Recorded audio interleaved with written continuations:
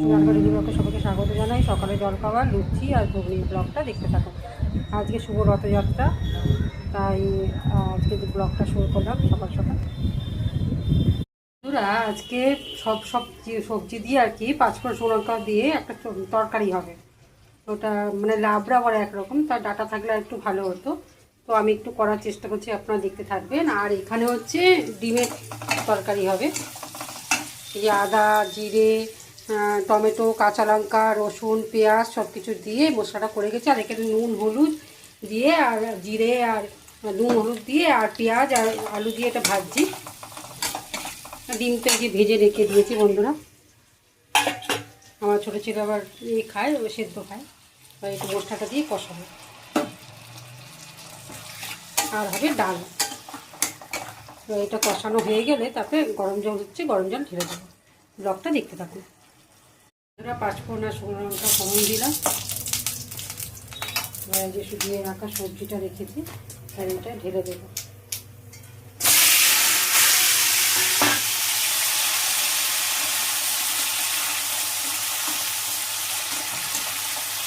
একটু আদা, জিরে আর একটু টমেটো দেবো।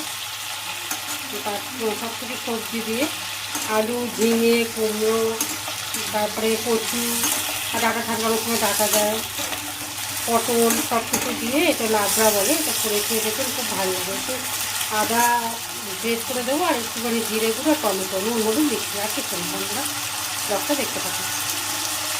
দেখুন বন্ধুরা, মশলা দিয়ে এবার এখানে আদা, জিরে, নুন হলুদ, কাঁচা লঙ্কা, টমেটো, একটু মিষ্টি সব কিছু দিয়ে এটাকে ভাজছি।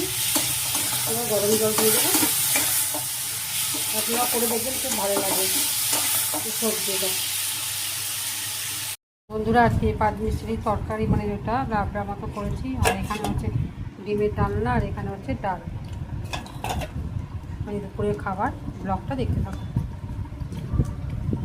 করছি আপনারা ব্লগটা দেখতে থাকুন। আমি এসব রেডি করে এখন দিয়ে দেবো।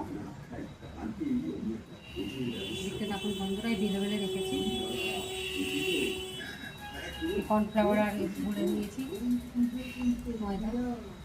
খাজাটা তৈরি হয়ে গেছে। আমি ছোট ছোট করেছি, যে বড় বড় করে।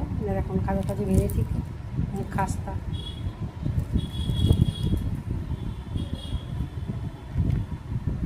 আর এটা খাজা ভাজা হয়ে গেছে, আপনারাও করে খেয়ে দেখবেন। আর এখানে চিনি রসটা করেছিলাম।